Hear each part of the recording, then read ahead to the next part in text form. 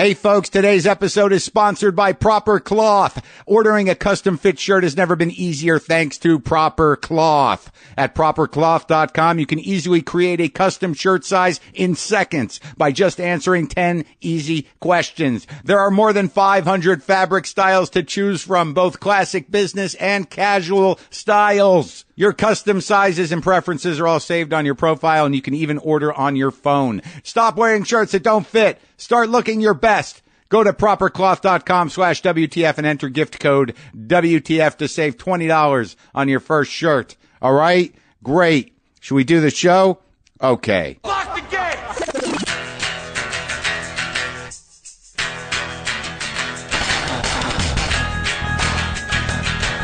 All right, let's do this. How are you, what the fuckers, what the fuck buddies, what the fucking ears, what the fuck nicks, what the fucksikins, what's happening? I'm Marc Maron. This is WTF. This is my podcast. Thank you for joining. Thank you for being here. Thank you for listening. I hope your day is going okay, or your evening, or your drive, or your workout, or whatever the fuck you're doing. I hope it's okay. I hope you're enjoying life. I hope you're engaging in it. I'm in a hotel room as we speak. I'm out here in the country, in the great American countryside, kind of. I'm in Burlington, Vermont, and we drove up. Sarah and I did the thing. We flew into New York. We hit New Haven, did that show. Great show. Then we went up to, Troy, New York, and tonight in Burlington. I'm recording this before the show. I'll tell you a little bit about the trip. Sure, I will. Why not? But let's do this first, because I wanted to, my buddy Todd Barry, he texted me, and he's got this book out. He sent it to me. It's very funny. Todd is very funny. The book is very funny. It's called Thank You for Coming to Hattiesburg, One Comedian's Tour of Not Quite the Biggest Cities in the World. He calls it part tour diary, part travel guide, and part memoir. And because it's Todd, you know it's hilarious. It's out in bookstores tomorrow, but you can pre-order it right now. Todd Barry's new book. All right? So did I mention Kevin Nealon is on the show? That was a long time coming because, quite honestly, I didn't think Kevin Nealon liked me. I thought we had a problem. We discussed it. So New Haven was it was great to be there. We were basically on the Yale campus, and it was a very pleasant hotel. And we went, cause Sarah is a artiste. So she checked out what was at the gallery, and we wanted to see what was there. I have hold on. Yeah, I got the little brochure thing right here. Small and Great Objects, Annie and Joseph Albers in the Americas. Now, though they were both artists, Joseph Albers was an abstract guy, did squares, did colors. Annie did a lot of textile work, weavings and whatnot. And this was a collection of little artifacts and bits of sculptures and weird figurines from Mexico and Latin America. And they kind of, connected those things with the influence on him and art in general. And, it was a learning experience. And a lot of times I need to kind of be, it takes a lot for me to go to the museum, but it was just down the street. And it was, I always am happy when I go there because you should go. It's important, whether you think it's important or not, or whether you don't go very often. You got to go look at the art, go look at the paintings, go look what creative freedom looks like. Go look what putting it all on the line for a canvas looks like. Go look at what portals into the great unknown, the secret spirits of pure creation feel like. Don't let it go away. They require your attention. You don't have to look at everything. I know it's exhausting, especially the historical stuff, but go lock in for a few minutes to the art so you get your brain configured correctly. All right? That's all. Public service announcement for art in general. But then we go back to the hotel, and we're going to have some coffee in the lobby. And we almost sat there was these two seats looking out the window, but they were too close to this couple that was sitting there enjoying their coffee or lunch or bread. And we decided not to sit there because we felt we'd be looking right at them. So we sat across away from him. And then I realized, I'm like, that guy looks familiar. And I'm like, oh yeah, he does. And then I look across from him and I'm like, holy shit. That's Meryl Streep. Meryl Streep was just sitting there in the lobby bar of the hotel we were staying at, having some bread and meat. And I recognized her husband because he's always sitting next to her being her husband. I don't know that guy. I don't know what he does, but I knew it was him. I recognized him because she's one of those people where you're like, that's her husband. I wonder what he does. Who's that guy? It's easy information to find, I'm sure. I never did. I want to keep it a mystery. So I'm just looking at her. I'm not staring at her, but I was like trying not to look at her, but you kind of want to look at her because it's Meryl Streep, the greatest actress that ever lived, and somebody who is an outspoken person and sort of important to the cultural dialogue at this juncture in history. And also, how can you not fucking love her work, right? I was just taking in her technique. She was eating bread and having some coffee, I believe, maybe a water, also using her phone a bit. And I just wanted to see how she approached that stuff because she's a professional. And I got to say, it was brilliant. She ate her bread brilliantly. Seemed very real, seemed very like she was committed to eating some bread and meat, but also like her phone style was like she was really in it. She was like definitely checking her phone. It was a brilliant performance all around. And I was happy to have the seats that I had. Oh, by the way, Blue Apron is a sponsor on today's episode, and incredible home cooking has never been more attainable thanks to Blue Apron. Because for less than $10 a meal, Blue Apron delivers easy-to-follow seasonal recipes along with pre-portioned ingredients right to your door. No more overspending at restaurants or high-end grocery stores. With Blue Apron, you can prepare delicious, memorable meals yourself in under 40 minutes. It's delicious, quality food that you can feel good about. Some of the meals available in March include salmon piccata with orzo and broccoli, or pork chops and miso butter with bok choy and marinated apple. How about some vegetable chili and baked sweet potatoes with crispy tortilla strips, and also spicy shrimp coconut curry with cabbage and rice. Whew. Check out this week's menu and get your first 3 meals free with free shipping by going to blueapron.com/Maron. That's blueapron.com/MARON. You will love how good it feels and tastes to create incredible home-cooked meals with Blue Apron. So don't wait. That's blueapron.com/MARON. Blue Apron, a better way to cook. So New Haven, that was a great show. And then we drove up to Troy. Troy's an old New York City, upstate New York. I'll tell you something about driving through Connecticut, and, we were taking the small county roads, Connecticut, upstate New York, Vermont. Is one thing you notice after a little while is there's definitely been some slacking on, in the barn repair department. Barn maintenance, I think, is at an all-time low, but from the looks of some of these barns, it's been declining for probably a century.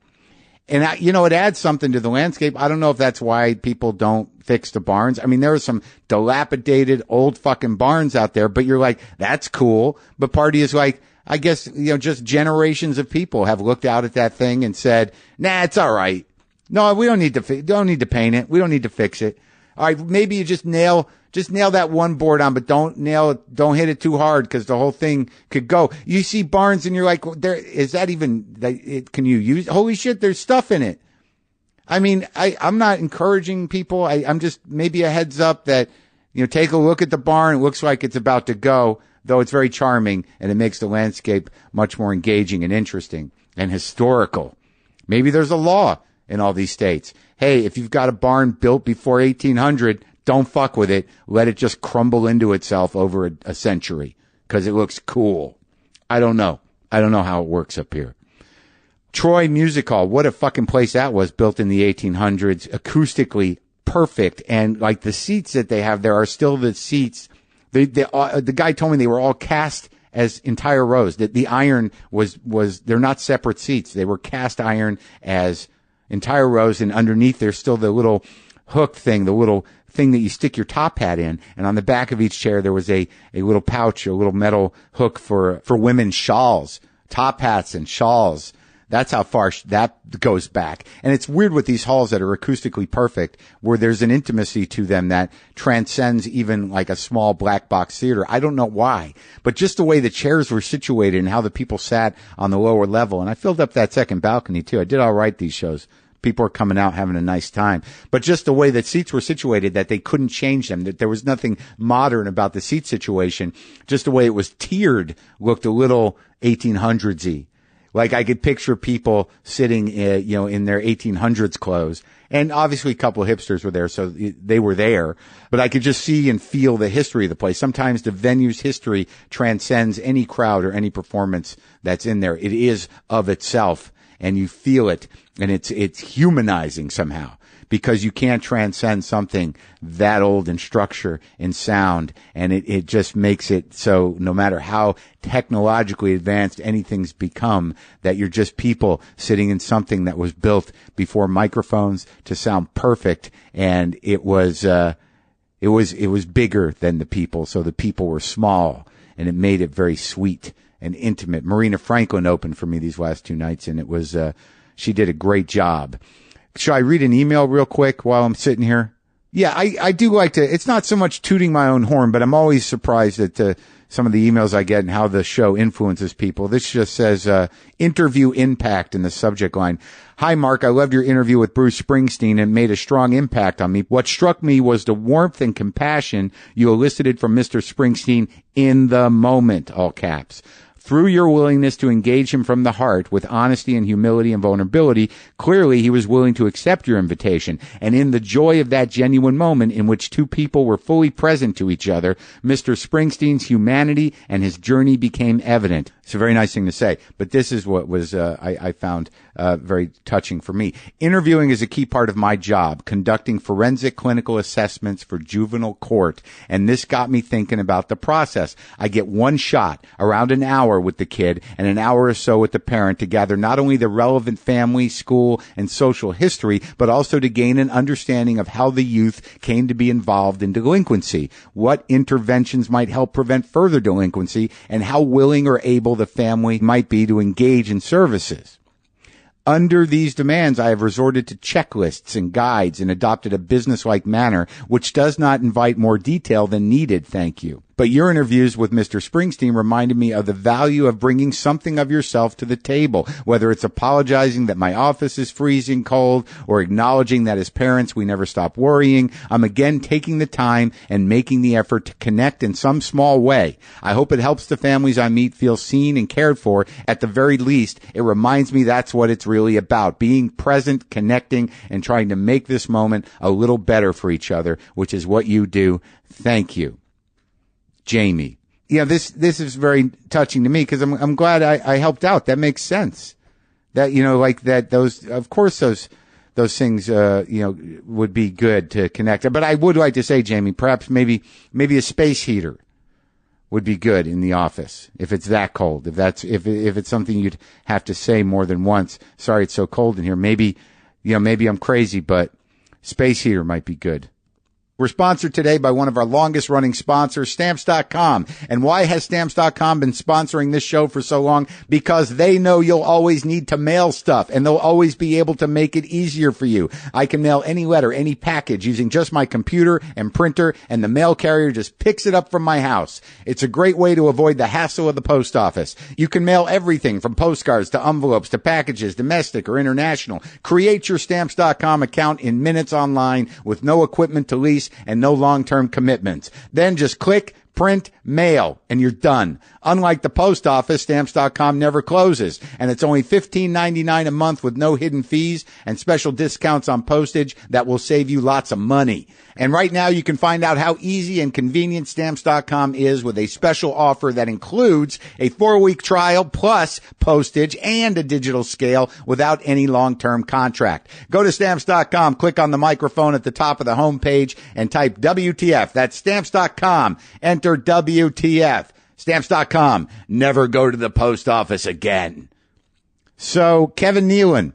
I've always liked him. I thought he was hilarious on Update. I've been a fan of his comedy, and I saw him last at the Garry Shandling Memorial, and he was emotional and brilliant and hilarious, but touching, and it really gave me a whole different perspective on him, and I had to have him on, but I was concerned that he didn't like me.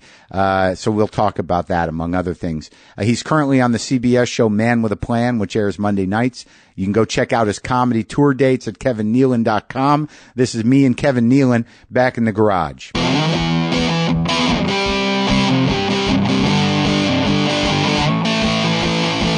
When I go out now, Like, I just know the store will give me a bunch of spots. What do I got to run around for?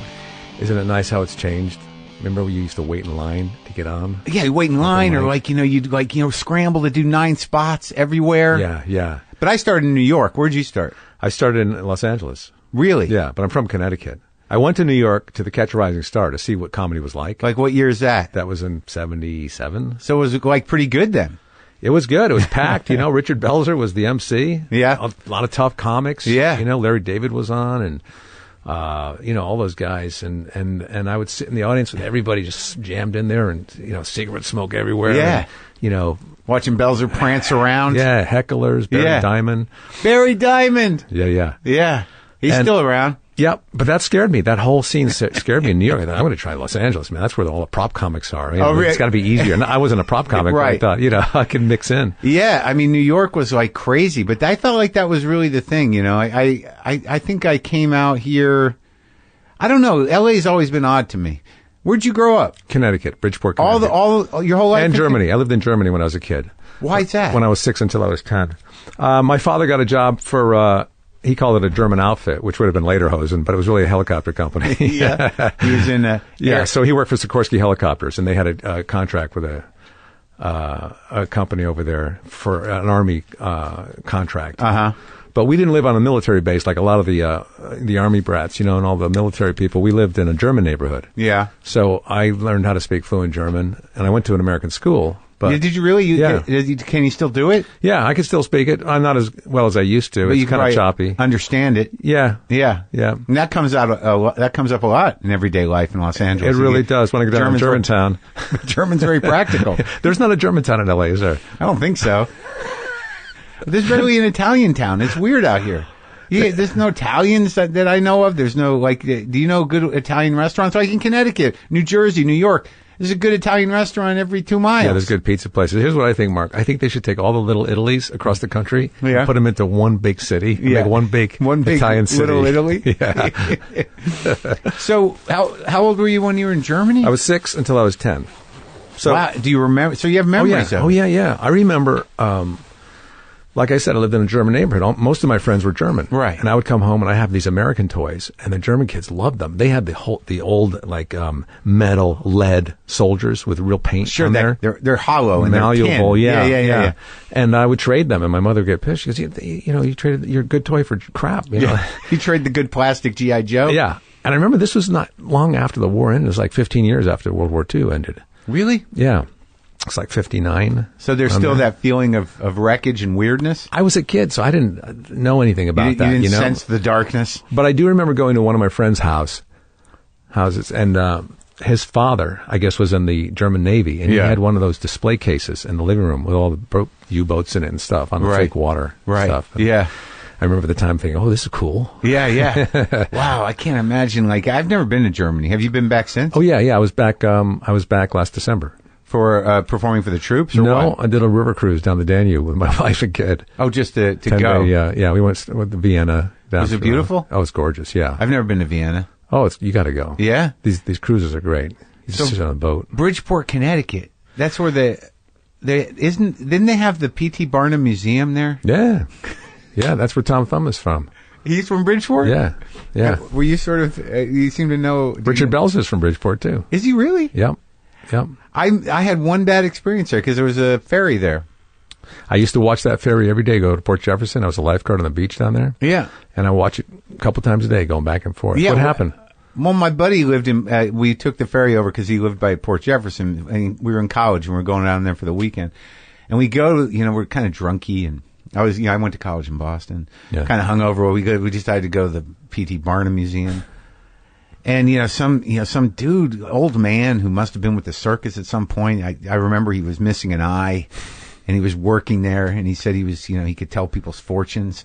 And he grabs my hand in a very awkward way, and he looks at my palm, and he says, "You're going to get in a very bad accident." That's Bridgeport. That's the Bridgeport psychics. Yeah, it's fucked all up. Bad news psychics. It fucked me up for weeks. Just waiting. That made you a better driver. Yeah, well, it was terrifying. But Bridgeport is not like a town you would think would be in Connecticut. It's very industrial. Mm-hmm. It's a port city. A lot of gangs, mafia. Yeah. Like mafia drive-bys and stuff like that. Really? And I guess apparently, legend has it that Johnny Carson met with Wayne Newton at the one of the diners there on Main Street in Bridgeport to discuss some kind of a casino deal. That's legend. That's Bridgeport legend. That's Bridgeport legend right there. And it never happened. I don't know. You would have to ask Wayne. So you're hanging out. Your dad's like was he always in airplanes and flying things? Yeah, we had our airplanes. Like you have guitars and everything around here. He had airplanes and helicopters and constantly smelling airplane glue growing up my whole life. Yeah. He made models? Yeah, balsa wood from scratch. Uh-huh. With and the razor blade, all the different levels of balsa wood strength, and the paper you put on the top, with the glue. With the wings. Yeah, that was his thing. But he worked for aeronautic companies. Yeah, he's an aeronautical engineer. Wow. So my whole life could was he fly? He did know how to fly. I don't remember him flying ever though. Yeah. Even though he made helicopters and helped design them and got them built, he was not a fan of helicopters. Oh, really? Yeah. Because there's so many moving parts and they're always vibrating. You got to tighten them like every 5 seconds, You got to land and tighten everything. He didn't have a lot of faith in the helicopter? No. I think he did, but I don't think he liked us. Did you ever go up in them? Yeah, I've been up in them. I don't like them. It's kind of fun when you're up there, but as long as you don't start realizing it's just that one. I did a movie. I did a movie a couple years ago. Walk of Shame, it's called. With Steve Brill's movie. Yeah, Elizabeth Banks. Steve and I went to college together. Did you really? Yeah, we wrote together. Oh, we were best friends, and cool. then it went away. That happens, doesn't it? It does. But for some reason, we're okay now. We made it. He came on, and we got it back together, and I see him occasionally. So Steve goes, we got a helicopter scene. You comfortable in a helicopter? I said, not really. Not really. He goes, okay, we'll do green screen. I said, okay, that'd be great. And and then he goes, a day before, hey, the green screen's not working out. We got a really nice helicopter. It won't be a problem at all. And I'm looking at the weather. It's supposed to be rainy and stuff. Yeah. And I said, okay, because I don't know how to say no to people. Right. Even if my life is on the line. So I go down there and I'm driving to the location and I don't see the helicopter. It's up on the roof of a high building. Right. And I hate heights to begin with. So I go up there and oh my God. And he's got a whole lot of new lines for me. On top of being on a building and a helicopter. Yeah. So we get into it's like that one of those little helicopters, all glass in the front. So they have the cameras and stuff. And we take off from the building, and he's got the cameras mounted, and he's squished behind the back seat, and he's going, action. And I'm going, Steve, let me just rehearse as we're going. I'm getting used to this helicopter, okay? Yeah. And we hung out for like 35 minutes over the 405 freeway, Dodger Stadium, and I think, this is really cool. Right. This is cool. Yeah. But I'm thinking, let's not push it anymore. Let's head back. We've done it. We got it. Yeah. So you got through the nerves. Yeah. So that's like one of the few times I've been up in a helicopter. Oh, God. You have a hard time saying no to people? Yeah. Is that an issue? It has been with my wife. Oh, really? And for me too. Yeah. And it's not good. I know. Why, because you spread yourself thin? Well, yeah, you spread yourself thin, and then the people that you love the most kind of are inconvenienced because you've promised your time to other people. Oh, right. I got to go do a thing. But it's a matter of wanting to be liked and accepted. Right. I had to, it definitely. I don't know if it always pays off that way. It doesn't. People start taking advantage of you. Sure, you're like a Mark. Yeah. But, I'm learning all these things later in life, how to be a better partner and also to have a fuller life and be more, have those boundaries. Honest. Yeah, and have boundaries. Yeah. Like, no, I can't. Oh. Yeah, I don't know about you, but I don't get mad. I get mad, but I keep it inside. Oh, good for you. No, I dump it all over the place. Passive aggressive, and then depression. So I'm learning now to get very angry and to fight.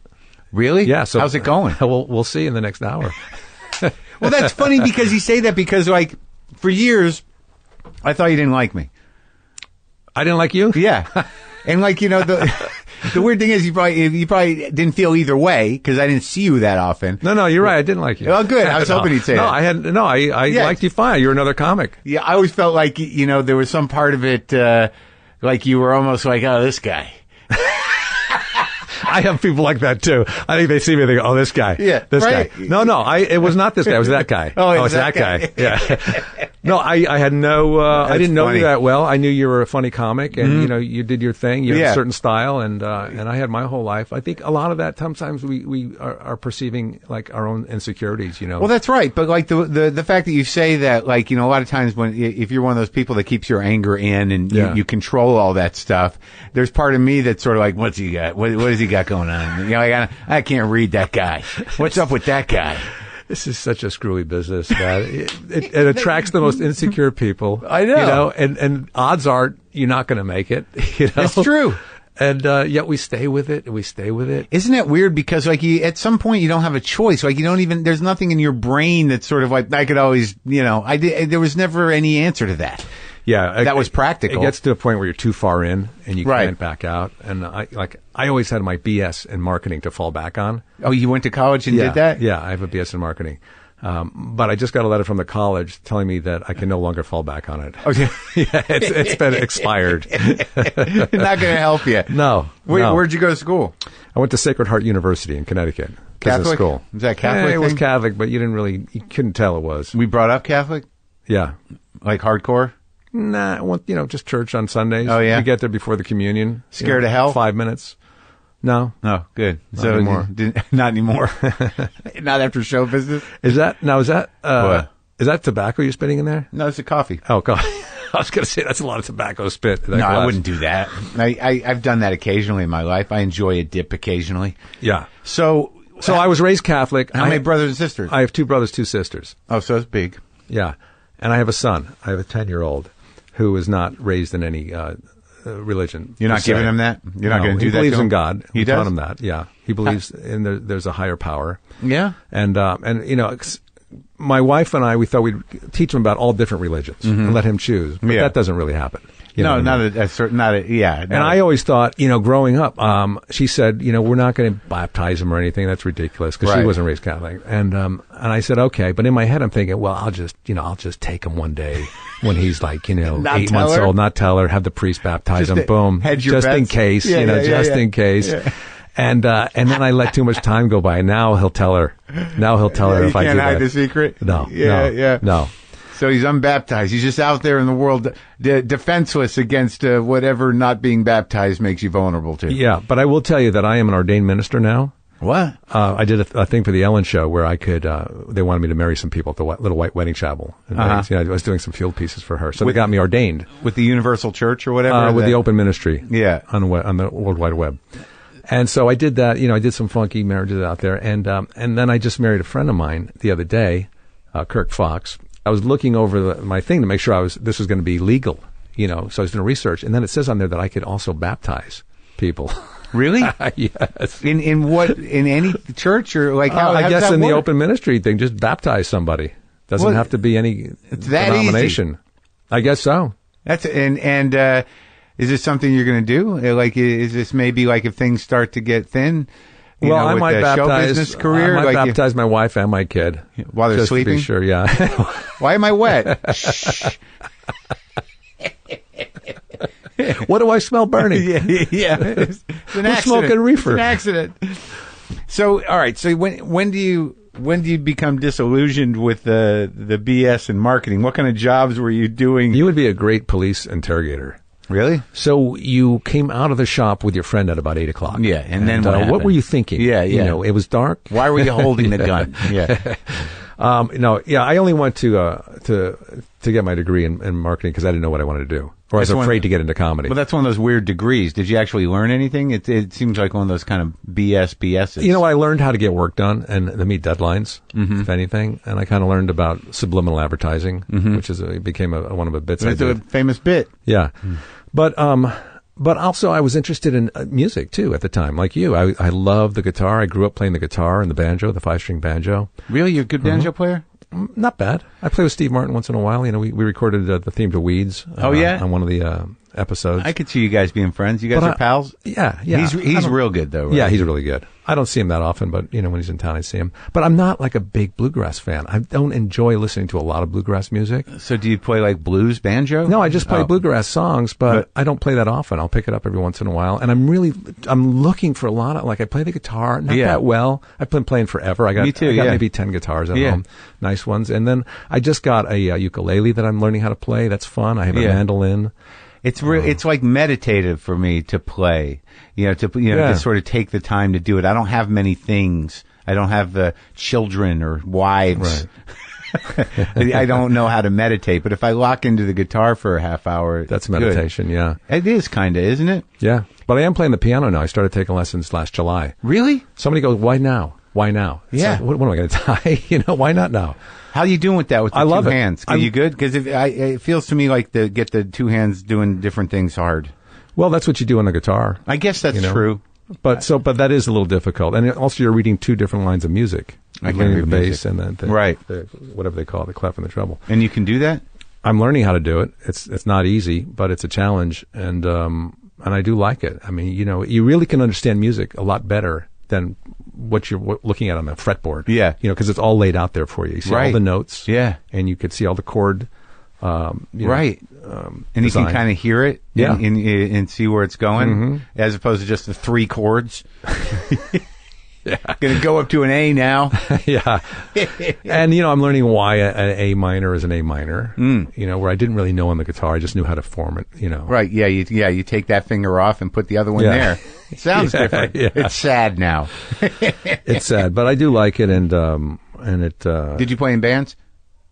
I was in a few garage bands. We weren't that good. You didn't play out? We played at our parties. We would have the party, and we would hire ourselves at the band. Right. You had like 6 songs. Yeah. We started playing them over again. Yeah. So where'd the comedy bug hit? The comedy thing came from, like a lot of comics, I was very quiet growing up, very shy. Really? Yeah. I was the opposite kind. Were you? Yeah. Never shut up. Annoyed people. Disruptive in class. So you had to be funny then. Get kicked out of school. Yeah. You had to have a reason for doing that. I loved practical jokes. I loved the fake brandy glass. Looked like you were going to throw it at somebody. And I remember that. I had one of those, The fake puke, the fake melting ice cream. Sure. I love getting reactions from people like that. And then, surprise. The surprise. Yeah. And then as a family, we traveled a lot through Europe in cars. We drove a lot on vacations. I learned how to swim in Greece. I learned how to ski in Austria. And so my brother and my sister and I were in the car together a lot. My other brother and sister weren't born for 12 years later. But so we had to keep ourselves busy and entertained. Sure. And so we're always trying to outdo each other. Yeah. So I think that's where I started developing the comedy. And then, probably like you, I grew up watching Jerry Lewis movies and... not so much Jerry, but I think I was more... I'm trying to think, like Woody Allen, I think. Woody Allen, really too, the thing that was sort of like, holy shit. Yeah. That's funny. Yeah, Woody Allen came too, and then I liked guys like Albert Brooks and Steve Martin and Andy Kaufman because they were so unique and original. Yeah, my guys early on, I think, like Buddy Hackett, like when I was real young. Yeah, that was wrong. That's not right. Yeah, Jackie Vernon. Also wrong. Yeah, and then like later I got the records, I got the Richard Pryor records, the George Carlin records, Cheech and Chong records. Yeah, it was the records, The records, Bill Cosby too. Yeah. Chicken Heart. Yep. Chicken Heart and The First Family. Did you listen to them, the Kennedy, The First Family? I didn't listen to them. There's a little too much going on for me. Hey, speaking of Jackie Vernon, I worked with him a couple of times. You did? Before he died, yeah. In Houston, I remember. I just bought a record yesterday. A Jackie Vernon record with a watermelon on front. I don't know what he's doing. I got two comedy records yesterday because I pick them up if I don't have them. Yeah. I don't have a lot of comedy records. But what was that like?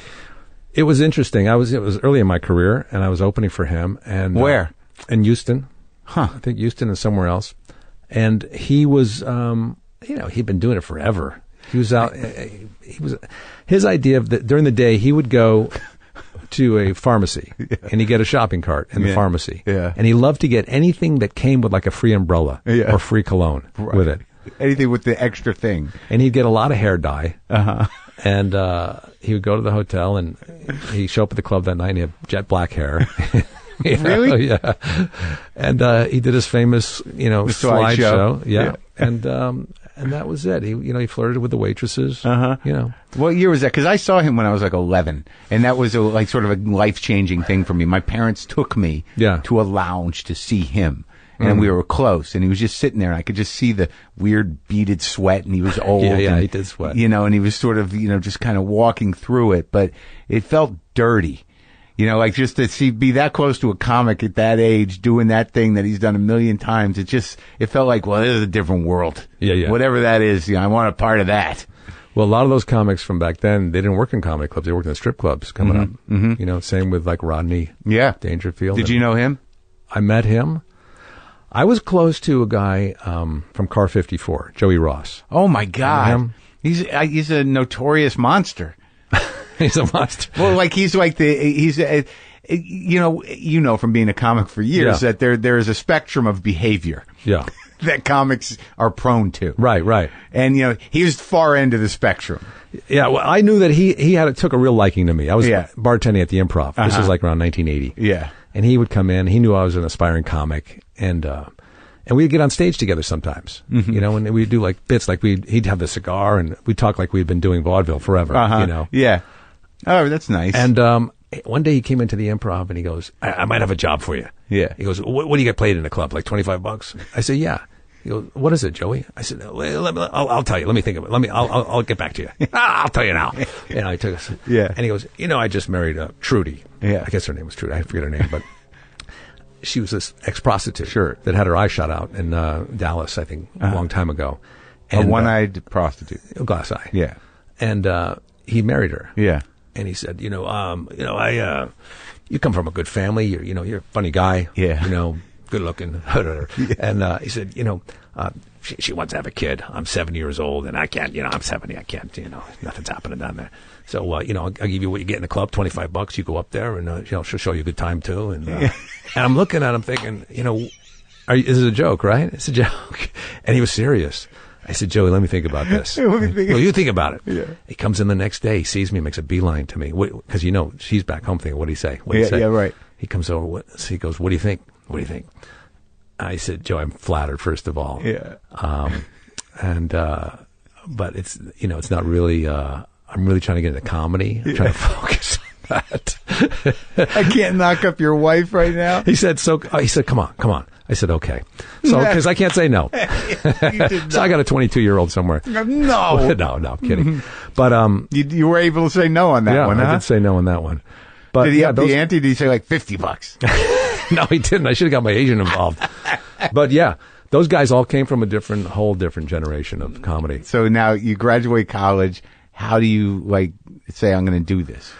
Well, like I said, I wanted to get into music. I loved like Crosby, Stills and Nash and James Taylor, that whole thing. So you wanted to be a folk singer. So I wanted to be like in a band like that. Yeah, sweet music. Yeah, and it was so hard to I would go to all the coffee houses at college and I'd listen to all the music and I'd play with a candle and have a ball of wax all over my fingers, Stay there for the whole thing. Trying to get up the courage. Yeah, but I wasn't even on the list. I was just there to watch because Right. I thought I might want to do that. And I was so nervous about singing in front of people. It seemed so intimate. Terrifying. I feel the same way. Comedy seemed much easier. Yeah, me too. Yeah. I'm terrified of singing in front of people. Yeah. So I remember I was raking leaves once after college. I was back home raking leaves, and the radio was on. I had the radio outside listening to music. And a report came on that Freddie Prinze died. Yeah. And it was a big deal. Yeah. And we all knew Freddie Prinze. And it dawned on me then what an impact comedy has on life, right, on people, right. And I thought, I in a sense, I almost thought there was an opening in L.A. Since he died. So I came out here and that's one down. I got this guy. They probably need somebody. Yeah. And I moved to San Diego at first. I drove my grandfather's old car out here. It had over 100,000 miles on it. Yeah. Back then, that was a lot of miles. Yeah.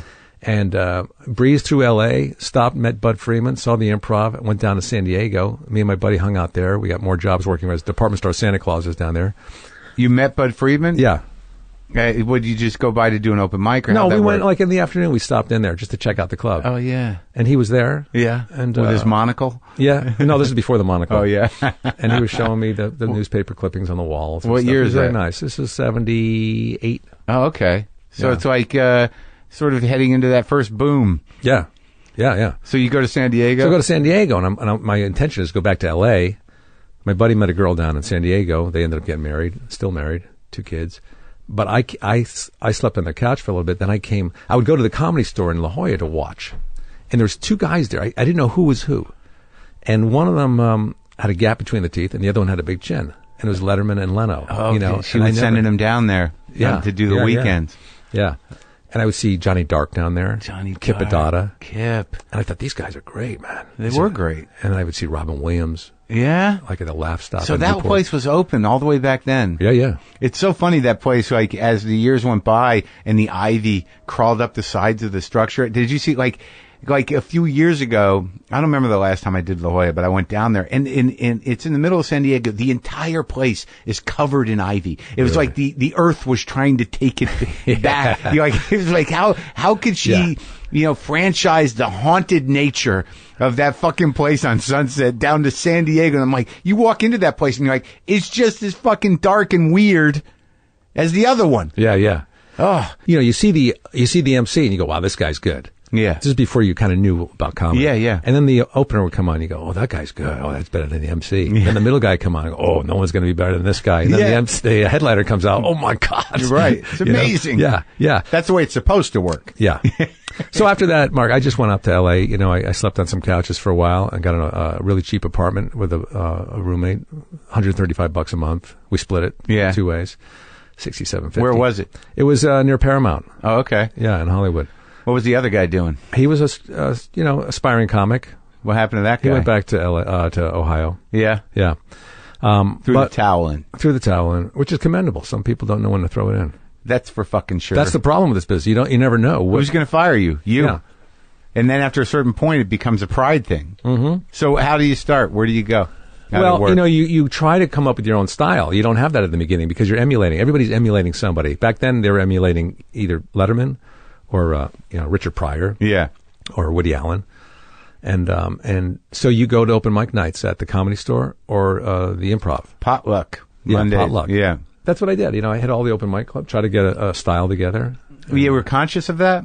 Yeah, I worked at the Improv as a bartender, so I was there at the heyday when the room was packed and Robin was coming back from work and 78, 79, 80, around there. Really? He had the suspenders on from work and Mindy. He'd go in and kill it. Andy Kaufman would go on, and I'd be watching from like a little peephole up in the office. Yeah.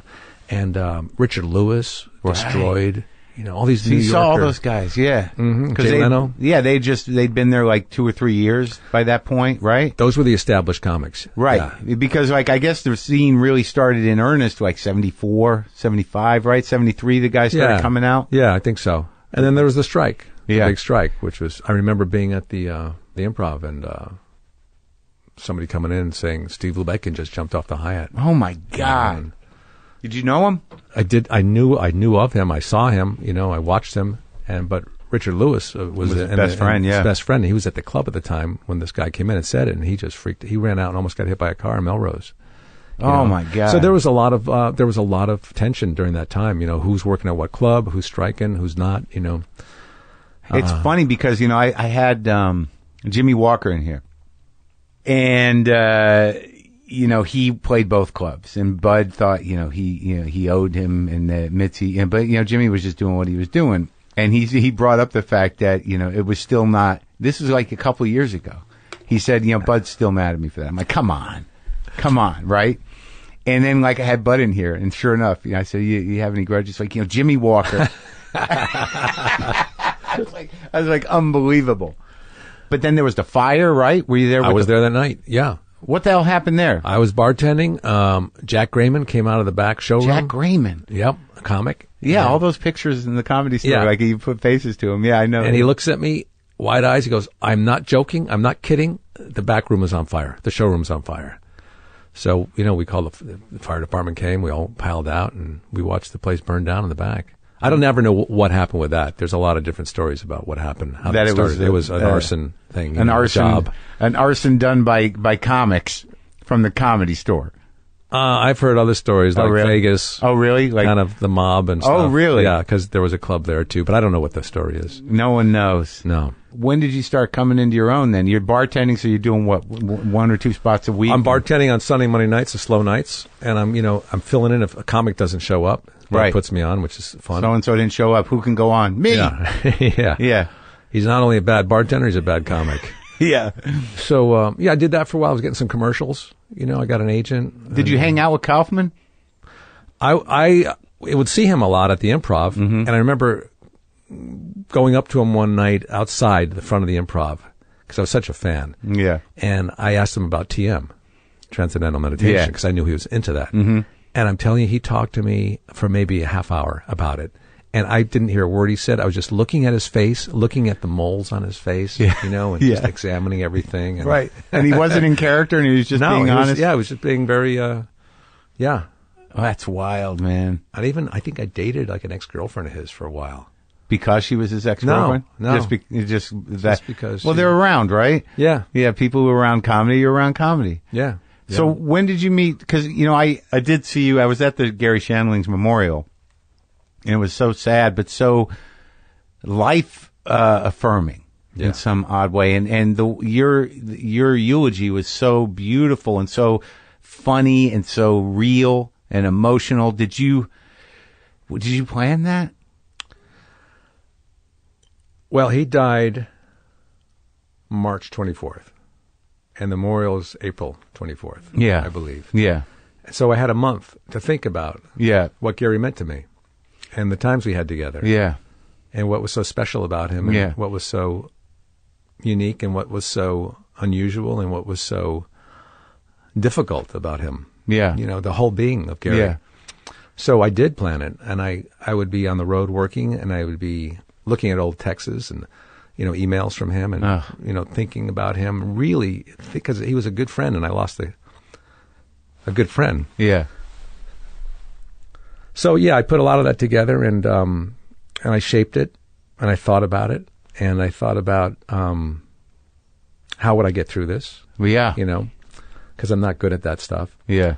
And so I tried to make it light at times, right, and add a joke, you know, which was also kind of,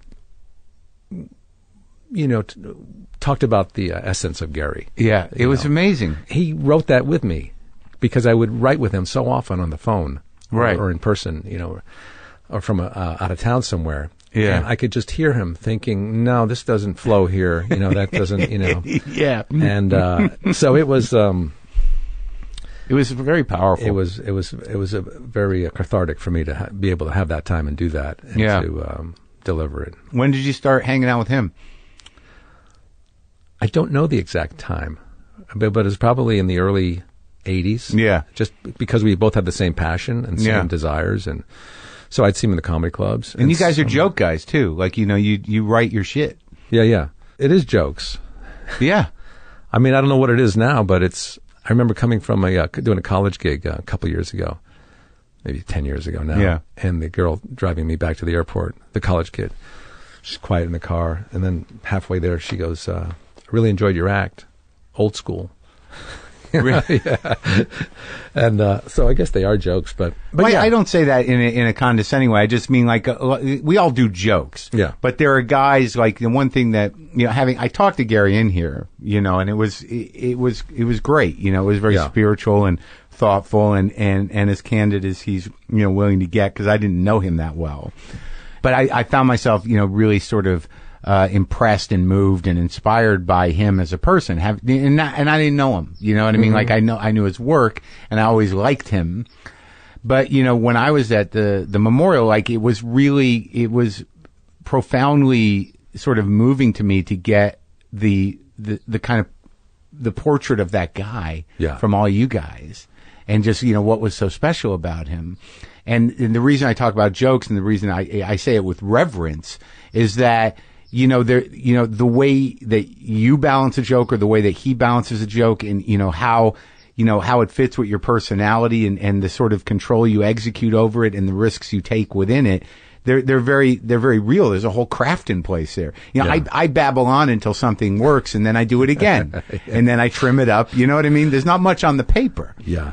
But, like, you know, I became very impressed with, because I don't know that I thought of him. Well, I think what really came together for me when you guys, you know, were reflecting on his life, was that he really did show himself through his jokes. And I think that when people say that old school, or, you know, you do jokes or stuff, that the idea is like there's a distance there. But the thing I didn't really realize fully about him was that, like, he's all in it, you know, in his jokes. Yeah. And his jokes or his material was always changing because he was always changing in discovery. Yeah. And he was always trying to, like he did with his TV shows, always push it. Yeah. And try to get to that next level and evolve. Yeah. So it was fun to see him with all of his legal pad papers crumbled and, scribblings on there mixed in with the Buddhist sayings and things. And then just, the chaos of all that. Well, the struggle to sort of, kind of move your ego aside, as a comic, to find some sort of enlightenment when you're, as neurotic as he was. I mean, that's that had to be an ongoing struggle. Oh, yeah. Yeah. know? Yeah. I mean, if somebody said Gary's crazy, yeah, you couldn't argue with them. Right. You would say, yeah, he's crazy and he's talented and he's sensitive and but crazy is definitely one of the the characteristics. Yeah. Did you guys tour together a lot? We did some touring. Yeah. Yeah, we did a lot of touring. Not a lot, but we did a couple of tours here and there. And we get together on stage a lot. The Comedy Magic Club, we get on stage together and do like a little comedy team thing. You don't see that much anymore, people playing like that. Maybe I'm not out enough, but like it used to happen at comedy clubs. So. Yeah. I think he liked it because it was spontaneous and impulsive, and we both had a definite character we were doing. Yeah. Like I would say to him, why do you have to be with the potty mouth all the time? And he would recoil and he actually liked it because he didn't want to be on stage alone. Because I guess he was going through a thing where he had stopped doing stand-up for a while and he was trying to get back into it and he felt more secure with me on there with him. Right.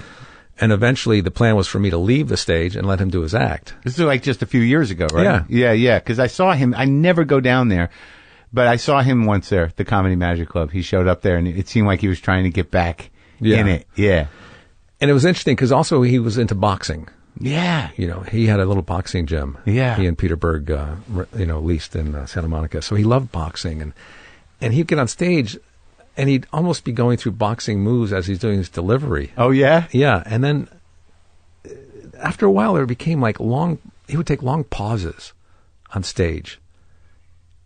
And because people loved him and knew him, they allowed it. Yeah. But I don't know if he was fishing for something or what, or if he was just being present. Trying to be as present and open as possible. Yeah. Yeah, that sounds like it might be it. I knew he was, but also the other thing that like I gleaned from everyone talking about him was just how secretly almost like selfless he was in helping people out. Yeah, and I knew him well, and I didn't know how much involved he was with these philanthropic causes. And also just comics. Like you needed a little help, a little writing, a little this, hang out, do the basketball game. The basketball game was famous. I sent them a script once, a pilot that I wrote. Yeah. With my wife. And we never really talked about it. Mm-hmm. And after he died, it was sitting on his office desk. This is like 2 years later. Yeah. So it was constantly something that was on his mind, I think, and him wanting to get to it. And just never got to it? Either he got to it and he didn't like it and didn't want to tell me. Maybe it's better off. Yeah. You don't know. Yes. But just that it was still on the table made me happy. Oh, that's nice. Yeah. Well, I'm sorry you lost your friend. It's a horrible thing. Thank you. So, how does SNL happen? Before I forget, I was a guest on The Conspiracy Zone. You know that? Were you really? I was. Which episode? It was so weird, man. Like that was like 2002, and I got it was like and I was sort of like into conspiracies, kind of, but it was kind of a vague show in a way. It was, yeah. And it was like I think there was a panel of people, and you had certain. I hosted it, and we had a panel of experts, quote unquote, on the topic, and like we did one. Did we really land on the moon? Yeah, right. And we tried to get Buzz Aldrin. Yeah, and he called me at home. He goes, I'm just not going to validate any of this by doing that. I appreciate you wanting me on the show, but I just thank you, but no thank you. He was aware of the conspiracy theory. Yeah. I was on, oddly, I was nervous about it, and I was on with Ann Coulter. She was on too, huh? Yeah. And at that time, which shows you, how naive I was about politics and the whole world. I was so self-consumed or whatever, because a couple of years later I got very involved in politics, but I had no idea who she was.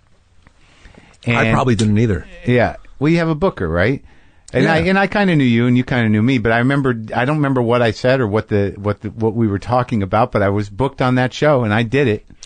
I don't know if anyone saw it. That was Scott Carter created that show. That was it. Scott Carter from Bill Maher's show. Yeah, from Politically Incorrect. Yeah. That's why Coulter was on. That's right. That would have been it. Yeah, that kind of came and went, that show. But it was fun doing it.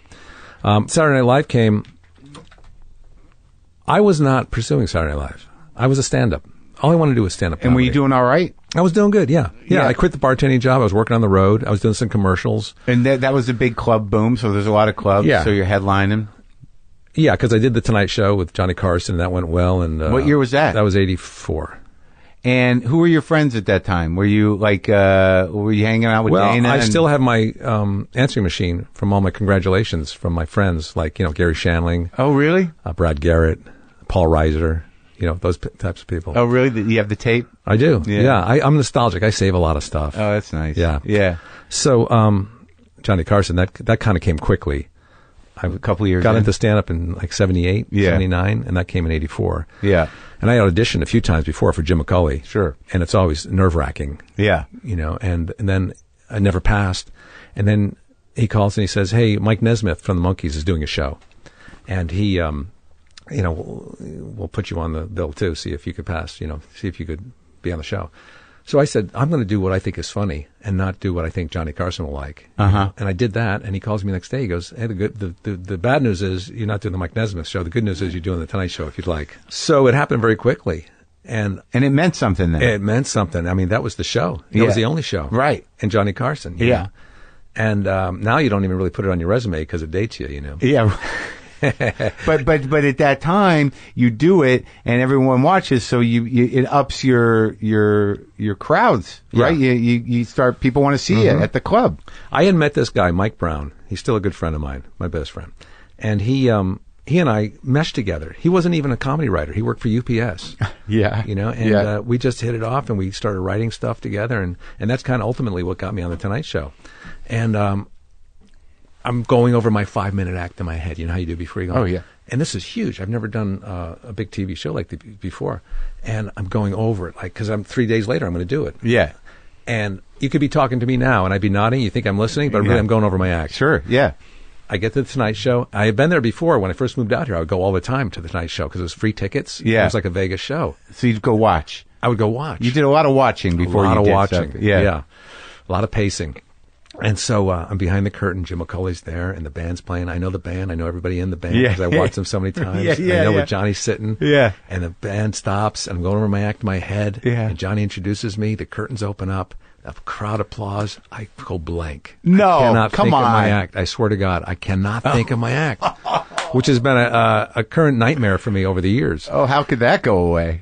And I get out to my mark, and they're applauding still, and I'm trying to remember my opening line. And the applause subside, and it comes into my head, and I start. Yeah. And I'm getting laughs and applauses and laughs, and I can't believe it. And Johnny behind me, I could hear him laughing, and Ed McMahon. And I'm out on the floor now. I'm doing what I've watched so many people do, even from the Improv, watching the other comics on the TV set over there. And I do it, and I finish, and I go back behind the curtain. Johnny gives me the okay thing. I go behind the curtain. I'm so happy. I'm so relieved. And Jim McCulley goes, okay, great job. Hang here. I think Johnny's going to want you to come out and talk to you after the commercial. Yeah. And I said, what? He goes, yeah, what can we talk about? He goes, oh, you'll do fine. Just go out there. So I go out there and bam, more jokes, bam. And it's like the prize fight that I always wanted. You know? It was like my dream come true. And to this day, it's the highlight of my, over Saturday Night Live or Weeds or anything like that. Right. That was the highlight of my career. And then I went to my friend Mike's house and watched it with him and his wife, Anita. And I knew everybody was at the Improv watching it. Yeah. And the place just was quiet there. People tell me quiet, and everybody just applauded afterwards. And it was like the biggest thing of that. To this day, I'm still like, floating on air. And between the time I taped it and before it aired that night, I was praying there wouldn't be some disaster. Right. Where they're preempted. Yeah. That's an amazing experience. An amazing story. It was totally cool. The electricity of it, because and it was Johnny. It was Johnny Carson. And he, in between, in the commercials, he's smoking the cigarette. Yeah. And, I picked the video of him throwing his head back, laughing at a joke, Yeah. It was just, it was just everything I dreamt of. Oh, it's so good that worked out for Yeah, you. And also that there was that moment where it went away. It went away. It went away. Oh, man. I remember I did one of the subsequent spots I did on there. You know, I approved it all with Jim McCauley. Yeah. And I go out there and I said, you know, I'm getting ready for the holidays. I'm doing a lot of drinking and driving. Yeah. And I didn't know that Johnny had a DUI. You know, he's like a famous DUI or something. You know? Right. And Jim McCauley after goes, hey, where did that joke come from? I said, that was always the first joke. He goes, no, I never proved that. You know, so they gurgled it when they aired it. Oh, they did? And I come out, I go, how's it going, everybody? Well, I'm getting ready for the holidays. No. Yeah. And I don't think I ever did the show again after that. Really? Yeah. But it doesn't matter because the first one I did, I've only done maybe 8 of them. I don't know. Maybe 4. I don't know. 4? Yeah. But then I did a lot with Jay and Shandling and Joan Rivers. Oh, you did a lot. Yeah. Well, yeah, I mean, I remember the first Letterman because Letterman was more my generation's guy. You know, I mean, I love Johnny, but he was gone before before the, like, that ended, before I had That was the show. race, too. That was the chase to get on before he left. Yeah. So there was a ticking clock, too. Right, yeah. You know. But, like, doing Letterman the first time was mind-blowing. Yeah. That's a good one, too. Yeah, but it took, like, years before I talked to him. You know, like, where I sat. I actually did an all-panel one with him, before, you know. And it was that feeling of like, because that was always really the grail as a comic. It wasn't really getting a TV show or any of that for me. It was like, you want to do that. You want to go be a comic. Yeah.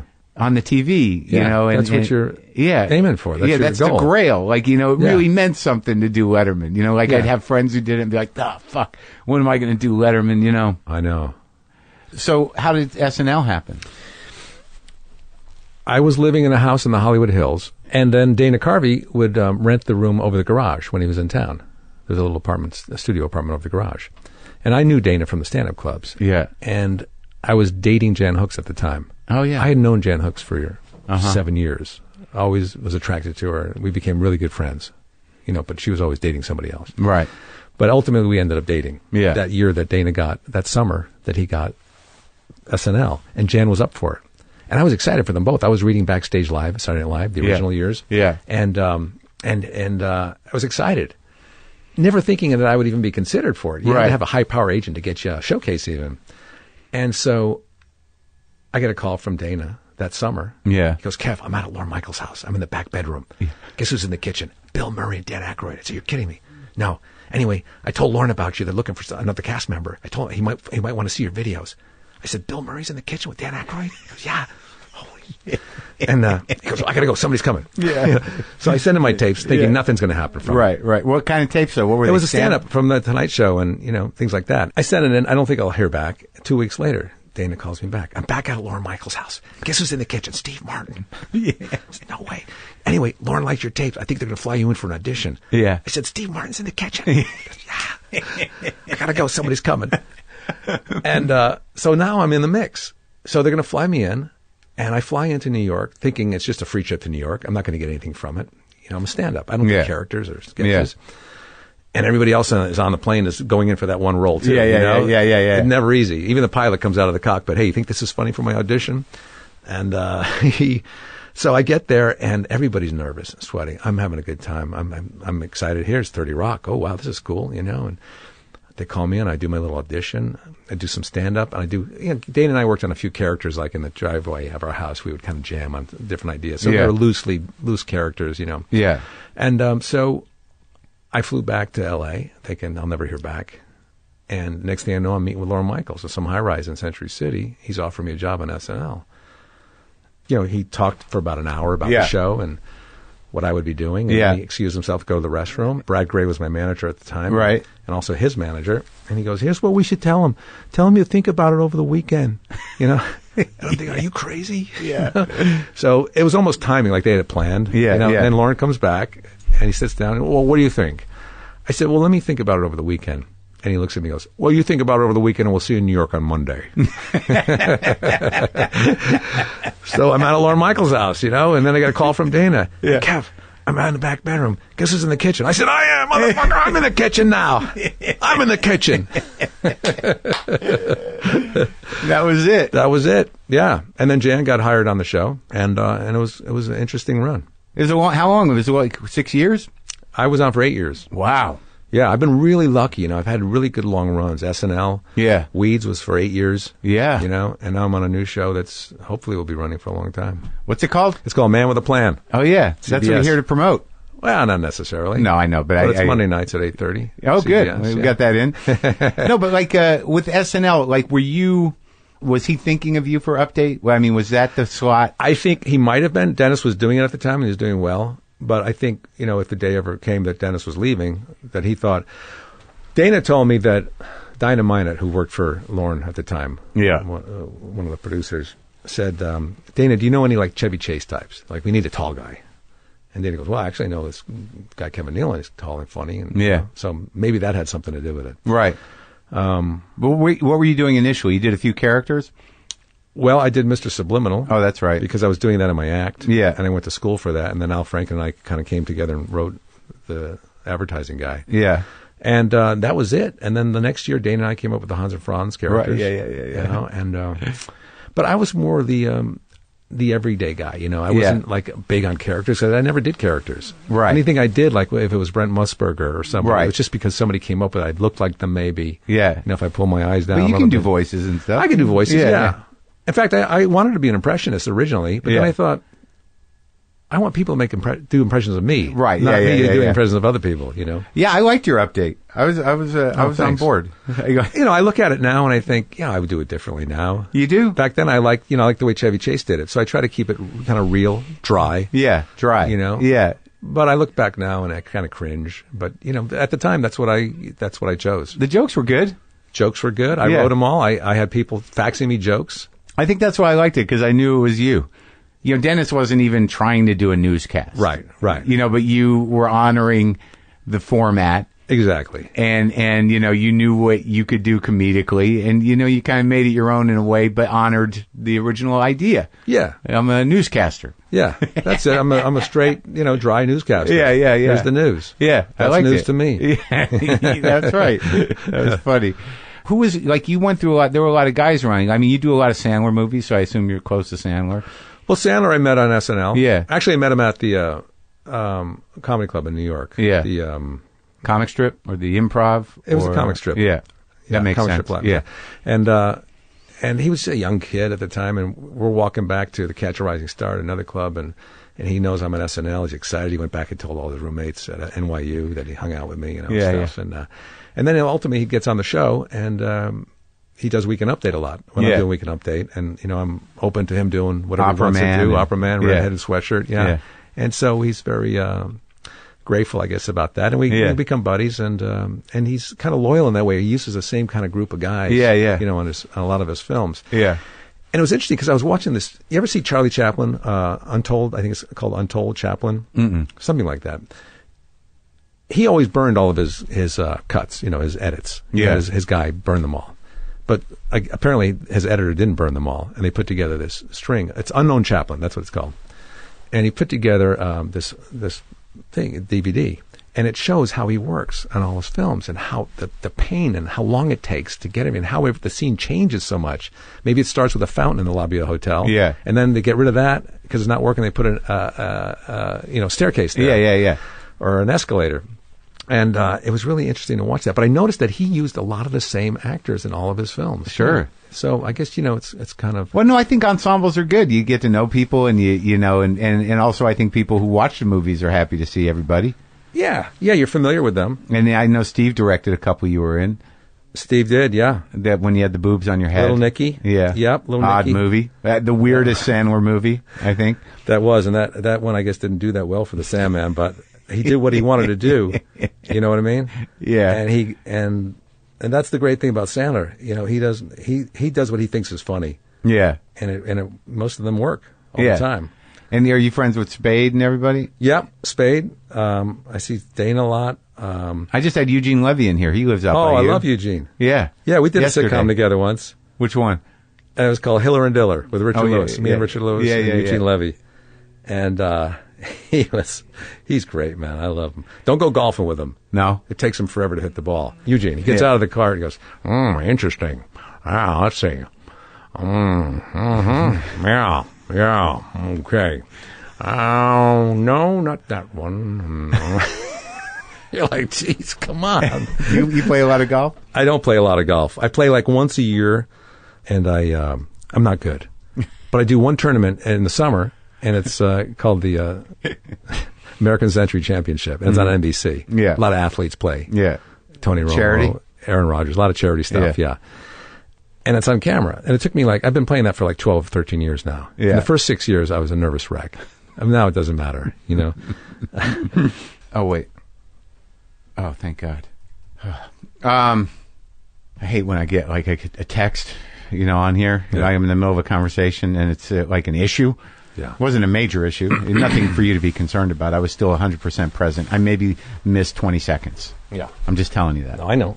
I know those 20 seconds. You did? Yeah. You felt it? Yeah. When was it? I said something funny and you didn't hear it. Oh. So I did the laugh. I did a little courtesy laugh for myself. Well, I apologize. That's not all right. like No, me. that's all right. Oh. I remember pitching an idea once to a producer. Yeah. And I would look down at my notes, and every time I looked up, I would catch him watching the game behind me on the TV with the sound off.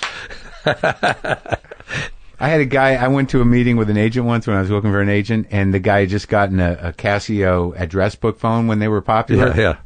Literally spent a half an hour telling me about the phone. Did not ask me any questions. It was what I felt when I left, like, I gotta get one, I think. I'm gonna have to get one. And that was It's horrible going into those things. I remember one guy, I was reading lines for a part, and he started laughing. Yeah. He got into a laughing fit. We couldn't stop laughing. And at first I thought it was kind of funny, and maybe he was laughing at the way I did something, you know? Yeah. And then I realized he was kind of laughing at the situation that I was there reading probably for him, and I was bad. Right. And how his job. Laughing for the wrong reason. Yeah. And then he said, I'm sorry. I said, okay, well, it's nice meeting you. And I left. I could hear him laughing as I left. My friend Jerry has a story about going into pitch, and he's pitching to the guy, and the guy's distracted and seems upset. And there's a pause, and I guess the guy says, I'm sorry, my mother passed away today. And Jerry's like, okay. He goes, but go ahead.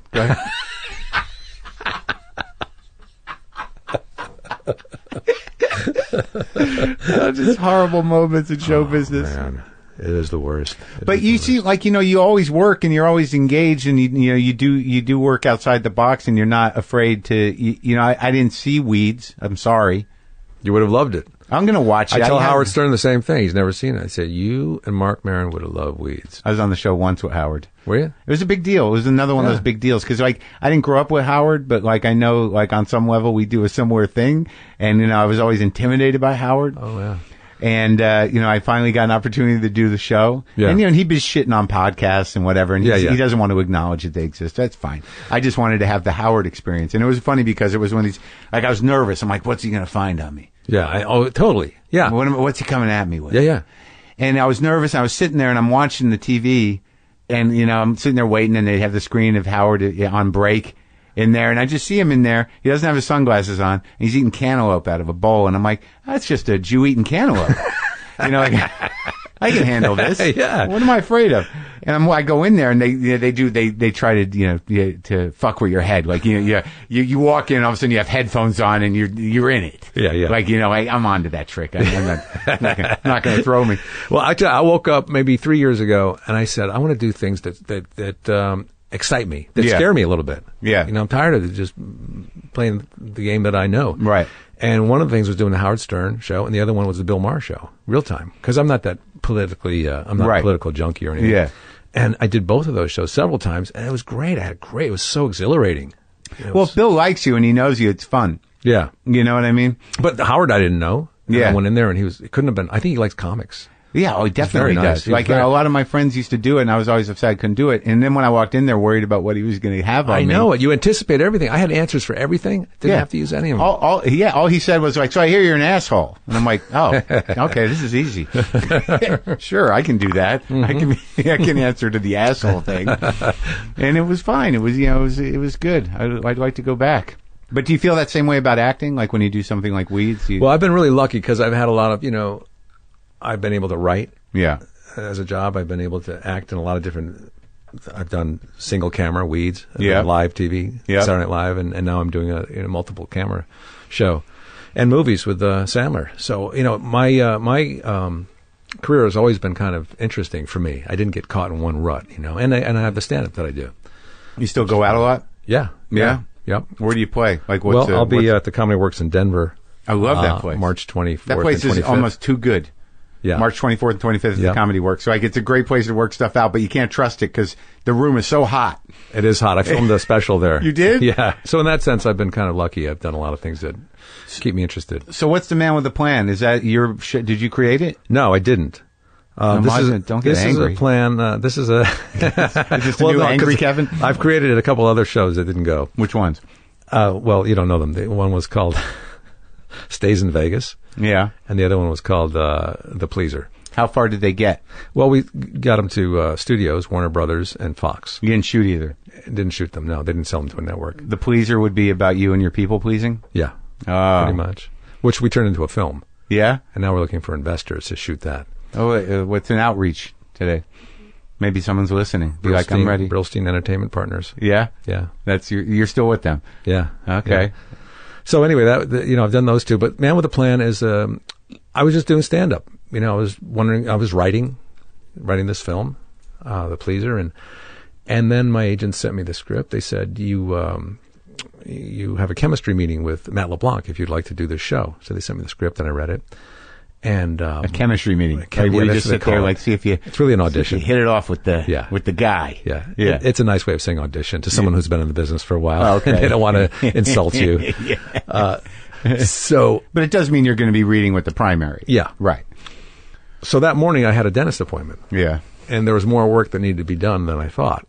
And the audition, the chemistry meeting is out in the Valley. Mm-hmm. So they got me tilted back in the chair, and he's got to give me extra Novocaine. And I see the clock ticking, and my audition's like in 30 minutes. Yeah. That's all the time I'm going to have to get there. Yeah. So I said, I got to go. It wrapped up, and he gave me extra Novocaine. My whole side of my face is numb. Yeah. So I said, how long will this take for the wear off? He goes, by this afternoon you should be. And I got in a half hour. I got to be. So I'm tapping it all the way, and I'm driving the canyons, and looking at my lines and stuff, and I'm sitting in the room, and Matt LeBlanc comes in, off to the side. Yeah. The producers are in another room. They're waiting. Yeah. He goes, hey, you want to run this for a little? We'll try it? Okay, So we try it. And then he goes into the other room. They go, how is he? He goes, well, he's really funny, a little shaky in the lines. And he probably said he probably had a stroke. I think the guy had a stroke. It's what he said? Because my whole side was like that, He's got Bell's palsy. Yeah. But anyway, so they hired me. He liked me, and Matt LeBlanc's amazing. He's really. I thought I knew everything about comedy and getting the most out of a laugh, but he does. He knows structure and character. And really, he's been doing it so long. I mean, he could just look at a scene and go, "No, this is missing. We need this. We need that." And just from all those years, and Friends, yeah, and Joey and episodes. And, isn't that interesting? That because I guess there's an element to doing that type of 3-camera thing that is not in your wheelhouse, right? Yeah. So, and that's it can be pretty shticky sometimes, and it's hard to subvert the shtick to make it real enough to not be dumb. Yeah. I think it's a really good show. He's great in it. Yeah. Liza Snyder's great. Yeah. Matt Cook. So many great actors in there. Of course, myself, probably the best. But how many did you shoot? Well, we started with 13. I wasn't in the pilot. I came after the pilot. Mm-hmm. And we shot 13, then got picked up for a back 9, so 22. Great. But it's great because I wanted to be home more. I didn't want to be on the road so much. Yeah. And this is like perfect job. It's a great schedule. Do you feel like you have to go out there? I mean, is it, well, I mean, that's sort of a weird personal question. Is it financially you love to do stand-up? Well, I love to do stand-up. Yeah. I love making money too. The money's good now. Sure. There's not many of us that can go out and make that much money. Sure. And, as a comic established, you can go out and make a good hunk of change. Yeah, I know. This has been the first time I've been able to do that. You can make up to $2,000 in one weekend. It's amazing. Do you remember the day where you realized, like I when I started making money as a stand-up? I mean, it took a long time. It took up until just 5 years ago because of the podcast or whatever that I had an audience. And the first time you do a door deal at a club and you get that check and you're like, wait, what? What? This is all for? Is this a mistake?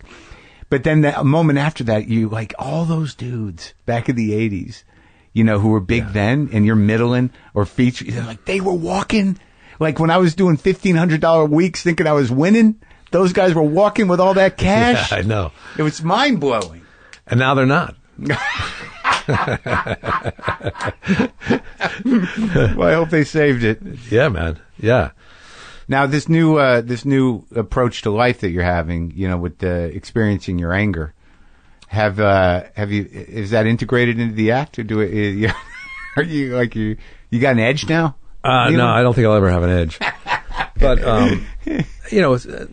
self-revelation, I guess, is always helpful. When you're writing, your stand-up, and how you think about things. I think a comic is kind of like a blues musician. You have to kind of live life. You have to evolve to create some kind of, Yeah, you don't want to get stuck. Yeah. And I think that's one of the liabilities of a lot of the guys we talk about that have sort of gone, toward the wayside. There are some dudes that are always writing new stuff, but there was definitely a generation of comics that couldn't get past the first hour. Yeah. Yeah, so you have to constantly keep digging deeper into yourself too, like Garry would say. You got to stay open and present and truthful. If you want to do that kind of comedy. And that's like that. I got very reassured, sadly, at the memorial about what I was doing, by hearing about him and getting to know him through you guys. Like it had a profound impact on me, because I work like that. I am pretty.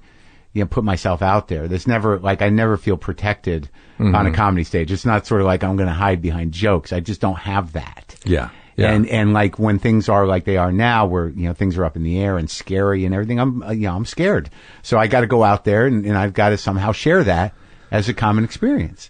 Yeah. And it's daunting. And you're brave to do that too. I mean, a lot of comedy now is confessional comedy. Yeah. And people don't seem to have a problem with confessing to whatever they do that may not be accepted. Yeah. It really puts you on the spot. And it also, I think, is a reaction to the fact that, if you don't have a very defined point of view and you're, writing topical material or trying to be an observer, because there's so many comics, someone else is going to be fucking doing the joke.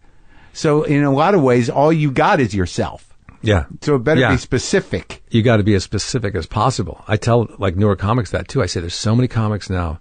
You got to be original. You got to be unique. Otherwise, you'll just blend in to the background. You'll work maybe, but you'll never really. And sometimes it's hard you can't just do that on purpose. It has to evolve. It has to evolve. And, I go out and I do comedy maybe 2 times a week now, 2 or 3 times a week around town. Yeah. And I see other comics who are like I was, these younger comics that are doing maybe 3 sets a night, every night. Yeah. And I'm thinking, wow, man, if I was doing that, I would have 2 hours of material within a year. Sure. Oh, yeah. But yeah, I think when you're in touch with your emotions, it really helps. And I think getting therapy also as a comic is helpful. Because it helps you dig into that. Yeah, to figure out where some of it's coming from, put it together. Yeah. Yeah. There was a joke I was working on that was completely, the only way I got confidence from it was, from thinking about Garry and thinking about you, is that, cause when I have a structured joke, it's very easy for me to think it's some sort of trick. Yeah. But if there's a structured joke, cause I have jokes, but I do it conversationally. But if I have one where I'm I know there are beats here and I have to wait for this and it might not work, but I believe in it. I had a couple of those and they came after, I was at the memorial service and I was I'm going to do this, by drawing from the inspiration of Garry. And it felt very satisfying to sort of hold it, just don't second guess it. Let it sit. It's a tough one to process. Yeah. But it's worth it. Yeah. And I stuck with it and it worked. It was very, I don't know why I'm telling you. I'm just telling you. No, I love hearing stuff like that because I'm always trying to examine the avenue of comedy and what would improve my delivery or my, writing or performance. And it's you're always learning something new. And that's why I like trying to get out and mix with people. Yeah. Because you could watch and learn things and it's every time you get on stage, there's something can happen. That's right. There's a revelation there. Yeah. If you allow it to happen. I have to. It's it's sometimes the best things that happen on stage are those moments that probably no one really noticed quite. But you're that thing I did when I just said that thing out of nowhere. That was the best part of that hour and a half. Yeah. Now, I haven't seen your act in a while, but when I used to see you, and I've seen you on TV. Yeah. More of an anger kind of a thing. Do you go on stage thinking nobody likes you? I used to. That's sort of gone. Like, that sort of went away in the last 5 years. And the reason it went away was, I became more comfortable with myself by doing this. Yeah. So, like, I'm really not, I'm worked up sometimes, and I'm still sort of, self-centered and neurotic. But I'm not angry, because a lot of that was really just fear. Yeah. And something happened, like 5 years ago, like I started doing theaters, and like there was this moment where I'm like, always go early, to the sound checker to see the space and to walk around it. And there was just this moment where I'm like, I live up here. Like, some part of me, this is the one place where, safe. Yeah, I own this place. What am I assuming the worst for? And it was lifted. Yeah. Like, I don't have any fear. Yeah. This is your home. Right. I remember going through breakups. Yeah. I would always get devastated. Even if I went out with her for 6 months, the world was over, and I would shave, I'd stay in bed. And then I would do these stand-up gigs where I'd have to get on stage, as miserable as I was. Right. But then I would forget about it for 20 minutes or a half hour. And I would be okay. And then it was like leaving Disneyland when I got off the stage. Like, oh, back to the real world. Exactly. Now, Yeah. Yeah, that definitely happened. And I've gone through breakups and divorces where I would process them on stage. And those were not great shows for people. I don't know that I don't know if it was everyone's idea of a night out, but no, I know it. I think sometimes you could be abusive with the audience, and I've seen a lot of comics, and I've probably done it too, where you just stay on stage because they're letting you, because you're well known, and you just rambling, and you're not getting any laughs, and you're using the audience. And it's weird though, because that quietness, that weird silence of them tolerating you, there's no more. It's almost like there's a freedom to it. Like, you're all alone, and it's all your space. Yeah. And it's a very weird feeling when they don't know what's happening and you don't know what's going to happen and you're just standing there. There's some weird elation to that. And a lot of times, if I'm not doing as well as I want to be doing, that's when I'll go long. Like, I'll just keep going. You'll make them pay. Well, yeah, there's that angle, but I like to frame it as like, well, at least I don't want them walking out going like, we didn't get our money's worth. Oh, yeah. Like, if it wasn't as funny as they wanted, at least they could walk out and go like, he fucking did 2 hours. Like, wasn't great, but God, he tried. The thing when you get on stage, though, the audience is looking to you. They want to know that you're comfortable and that you're running the show. Because if you're not, they feel uncomfortable. It's like you're a bad pilot. Right. What's going to happen? So you got to kind of let them know that you're in charge. Yeah. And everything's going to be cool. And they got to believe it. Yeah. Yeah. And make it okay for them to laugh. Yeah. But if you go on stage and you're like upset, and, you're frazzled, they're like, oh no, fuck, this guy's not good. It's going to be a problem for this. It's going to be a draining evening. Yeah. Oh yeah. So I'm going to have to give some fake laughs to make them feel better. That's a lot of work for me. The feeling of bombing, like those bombs where like there's nothing you can do, and like it's probably your fault. Yeah, like you're just not connecting, and like that feeling of like I'm not gonna get out of this. But I think that's good though, to be able to be in that position. I very rarely put myself in that. Like I'll take old stuff that I know is going to kill just so that they get laughs and I walk off with an applause. But there's been a couple of times in my life where something just collapsed, where the fear or whatever, or I just, the confidence went away. It's been a long time, but where I got to go up for an hour and I try. And then I remember there was a time where I was less professional. I think part of being a professional is not letting this happen, where I just lost all of my confidence. Oh, wow. And, and I'm up there doing it, but it's not, it's not. Yeah. You're not believing it. Right. And the job isn't happening. Yeah. You know what I mean? Well, I was just going to ask you, do you still get nervous before you go on stage? Because I don't get nervous anymore. And I think you should have some nerves. I get nervous in the fact where I'm not afraid to be up there, but I want to make sure I plant myself there. And it used to be by getting the laugh. Yeah. I got that first bit, it's going to get a laugh. And now it's really something different. I need to be this will be all right.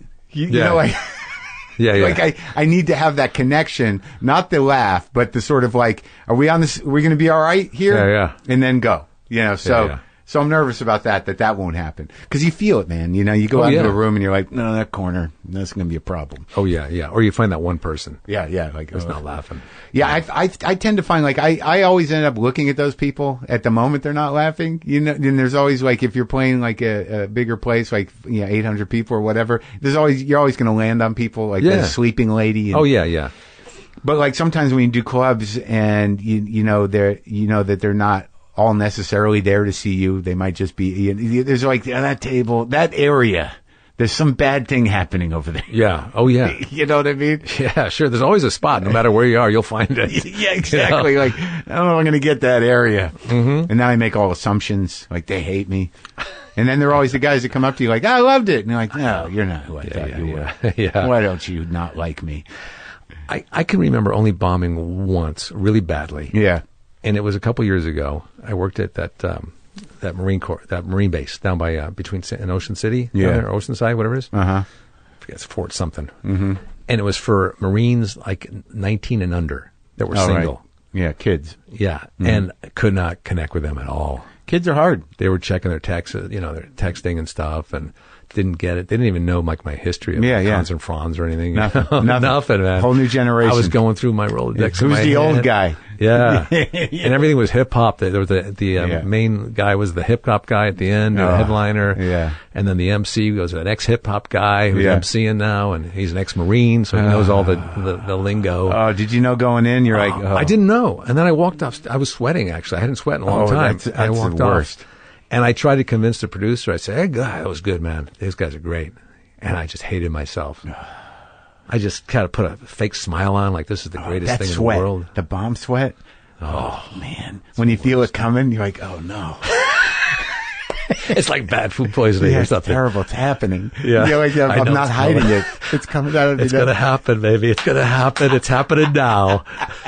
Ease into it. Yeah. All right. Thanks, man. Thanks, Mark. That was great talking to you. You too.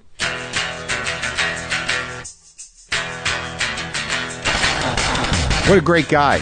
What a great conversation. I'm so glad that we made that happen finally. Thanks again to Proper Cloth for sponsoring this episode. Finding a dress shirt that fits is hard, but ordering a custom fit shirt has never been easier thanks to Proper Cloth. Custom shirts start from $85, and these high-quality shirts are made from premium Italian and Japanese fabric. They guarantee a perfect fit. Remakes are absolutely free, and they make it super easy to do. Go to propercloth.com/WTF and enter gift code WTF to save $20 on your first shirt. All right, WTFpod.com/tour. Check out the upcoming dates in Vancouver, Portland, Seattle, Oakland, Denver, Boulder, D.C., Philly, Austin, Milwaukee, Madison,